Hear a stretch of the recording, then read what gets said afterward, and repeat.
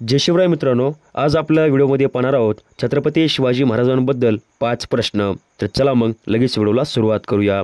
पहिला प्रश्न, छत्रपती शिवाजी महाराजांचे पहिले सरसेनापती कोण होते?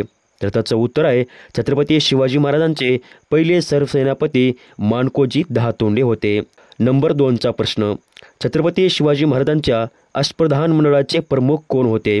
तर त्याचं उत्तर आहे मोरपंत त्र्यंबक पिंगळे। प्रश्न 3रा, छत्रपती शिवाजी महाराजांचा राज्याभिषेक कोणी केला? तर त्याचं उत्तर आहे छत्रपती शिवाजी महाराजांचा राज्याभिषेक गागा भट्टाने केला। प्रश्न 4था, शिवकालीन शिवराई नाणे हे कोण्या धातूचे होते? तर उत्तर आहे तांबा। शिवकालीन शिवराई हे नाणे तांब्याचे होते।